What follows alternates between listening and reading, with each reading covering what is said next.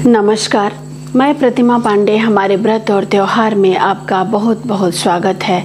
आज हम सावन मास के शुक्ल पक्ष की पुत्रदा एकादशी की कथा सुनाने वाले हैं, जो युधिष्ठिर के कहने पर भगवान श्री कृष्ण ने युधिष्ठिर को सुनाई थी।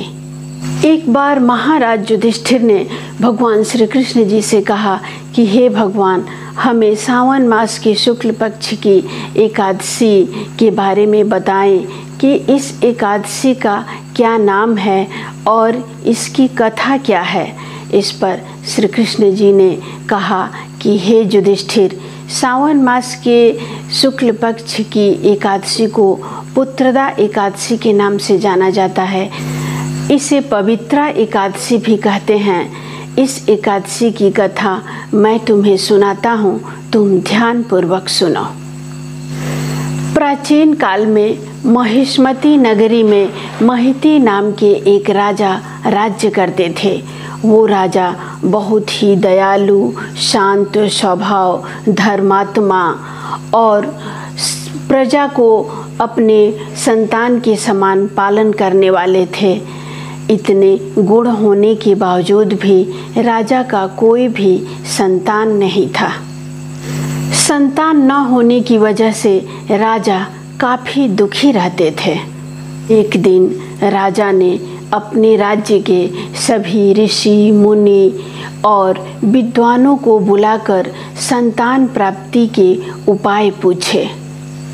राजा की बात सुनकर सभी ऋषि, मुनि और विद्वानों ने एक ही बात कहा कि हे राजन, आप सावन माह के शुक्ल पक्ष की एकादशी तिथि के दिन एक गाय को अपने तालाब में पानी पीने नहीं दिया, जिससे गाय क्रोधित होकर आपको श्राप दे दी कि आपका कभी भी संतान नहीं होगा। सभी विद्वान मुनियों, ऋषियों ने राजा से कहा कि हे राजन, आप अपनी महारानी के साथ अगर सावन मास की शुक्ल पक्ष की पुत्रदा एकादशी का विधि पूर्वक व्रत रहकर भगवान विष्णु की पूजा करेंगे, रात्रि जागरण करेंगे, तो आप इस श्राप से मुक्ति पा सकेंगे, जिसके बाद आपके घर में भी संतान की किलकारियाँ गूंज सकती हैं। इस बात को सुनकर राजा ने कहा कि मैं अपनी पत्नी के साथ पुत्रदा एकादशी व्रत का अवश्य पालन करूंगा। इसके बाद राजा ने सावन माह के शुक्ल पक्ष की पुत्रदा एकादशी का विधिवत भगवान विष्णु की पूजा की और व्रत रखा। व्रत के प्रभाव से राजा श्राप मुक्त हो गए।